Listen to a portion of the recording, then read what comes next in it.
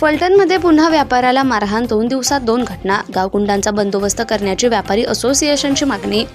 फलटण शहरातील गॅरेज व्यावसायिक हिरणबाळे बंधूंना टोळक्याकडून मारहाण झाल्याची घटना ताजी असतानाच काल मंगळवारी पुन्हा शहरातील रविवार पेठेत असणाऱ्या हिंदुस्थान हार्डवेअरचे मालक पटेल बंधू यांना देखील विनाकारण मारहाण करत दहशत निर्माण करण्याचा प्रयत्न एकाकडून करण्यात आला. या दोन्ही घटनेनं संतप्त झालेल्या फलटण शहरातील व्यापाऱ्यांनी या दोन्ही घटनेचा निषेध करत फलटण शहर पोलीस ठाण्यात धाव घेतली.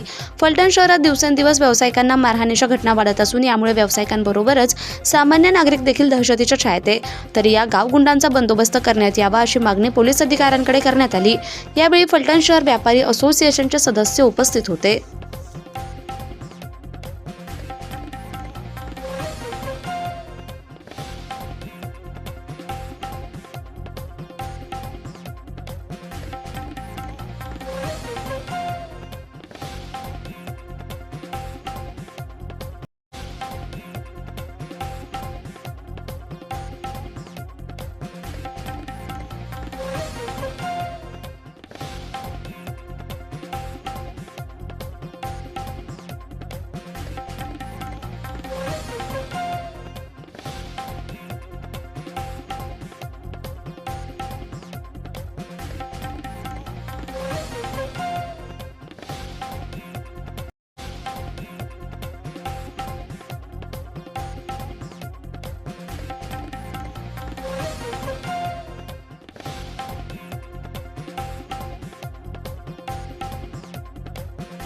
पंचावन्नच्या ह्याच्या कारवाईनुसार आणि तो काही प्रस्ताव आपल्याकडे अजूनही प्रोसेसमध्ये आहेत. जे गुंड आहेत किंवा ते रेकॉर्डवरचे गुन्हेगार आहेत त्यांच्यावरती ते कारवाईचे प्रस्तावही प्रोसेसमध्ये आहेत. त्याचबरोबर जो मागच्या एक 10 दिवसामध्ये जो गुन्हा घडला त्या चेन स्नॅचिंग रॉबरीचा एका व्यापाऱ्यावरती, ते बी व्यापारी उद्योगाचे उद्योग ठीक आहे आपल्या हद्दीतले नसले तरीसुद्धा ते एक उद्योगाचे होते. तरीसुद्धा त्यांची चैन आपण 20 तोळे जे असेल किंवा त्यांच्यावर ज्यांनी वेगळ्या प्रकारे खंडणीसारखा प्रकार केला होता त्यातले 10 रुपये आपण 1-2 दिवसामध्ये अटक करून त्यांची PCR वगैरे जे आहे ती कायदेशीर प्रक्रिया पूर्ण केलेली आहे.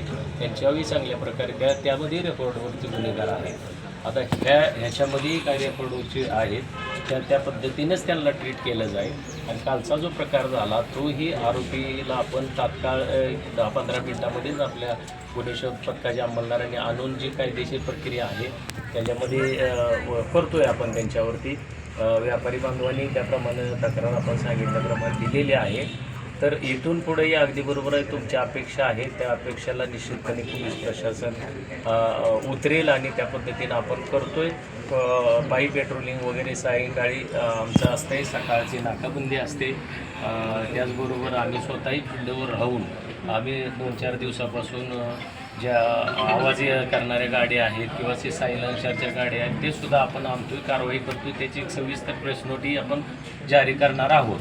पण त्या सर्व कारवाई झाल्यानंतर करावी म्हणून ते अद्यापर्यंत केलेलं नाही, परंतु दररोज गाड्या आणण्याचं आणि त्यांच्यावर सुद्धा कारवाई करण्याचं चालू आहे. त्याचबरोबर कॉलेजमध्ये जे असे करतात त्या ठिकाणी सुद्धा साध्या वेशामध्ये असतील. त्याचबरोबर आपले अचानक नाकाबंदी लावून तिथंसुद्धा अजूनही स्ट्रॉंग कारवाई करणं अपेक्षित आहे. त्याप्रमाणे निश्चितपणे केली जाईल आणि कायदा सुव्यवस्था राखण्यासाठी जे काही कठोर पावलं उचलणं पोलीस प्रशासन आमच्याकडून माननीय वरिष्ठांच्या मार्गदर्शनाखाली निश्चितपणे केलं जाईल. आणि कुठल्याही व्यापाऱ्यावरती असे इथून पुढे होऊ नये त्यासाठी मी काली माझा पर्सनल मोबाईल नंबर असेल, त्याचबरोबर डायल 112चा असेल, आमच्या गुन्हे शोध पथकाचे काय अंमलदारांचा असेल, गोपनीय अंमलदारांचा असेल नंबर आपण व्यापाऱ्यांच्या ग्रुपवरती अध्यक्षांच्या माध्यमातून टाकलेला आहे. त्यांनी कधी काय होतं 112ला लागत नाही कधी, त्यामुळं विविध पर्याय उपलब्ध असावेत जे पीडित लोक आहेत त्यांच्यासाठी. त्यासाठी माझ्या पर्सनल मोबाईलवरती करू शकता, आमच्या अंमलदाराच्या मोबाईलवरती करू शकता, पोलीस स्टेशनच्या मोबाईलवरती करू शकता. अशा पद्धतीने लवकरात लवकर आपल्याला जर घटनेची माहिती मिळाली आहे तर त्या ठिकाणी आपल्याला लवकर प्रतिसाद देता येईल, रिॲक्शन देता येईल आणि तात्काळ कारवाई करणं शक्य होईल. अशा पद्धतीचं कोऑर्डिनेशन माझ्या आणि व्यापारी बांधवामध्ये घेऊया. आणि स्वतः मी आपल्याला पायी पेट्रोलिंग करताना अजून ॲक्टिव्हपणे त्यामध्ये हे करूया आणि तुम्हाला इथून पुढे असे कुठलेही गुन्हे घडू नयेत त्या दृष्टीने जेवढं काही प्रतिबंधात्मक होण्याच्या अगोदरच जे करता येईल ते 100% माझ्याकडून होईल आणि आपल्या सर्वांच्या सहकार्याबद्दल धन्यवाद. नमस्कार.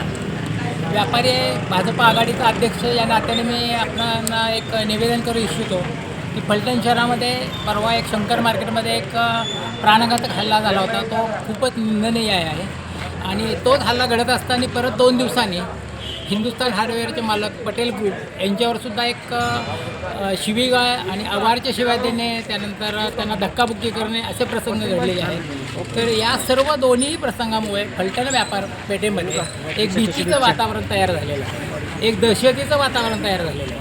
तर या सर्वांपासून मुक्तता करण्यासाठी पोलीस प्रशासनाने याकडे त्वरित लक्ष द्यावे, अन्यथा एक दिवस आम्ही बाजारपेठ बंद ठेवून यासाठी आम्ही आक्रमक होऊ हे प्रशासनाने लक्षात घ्यावे.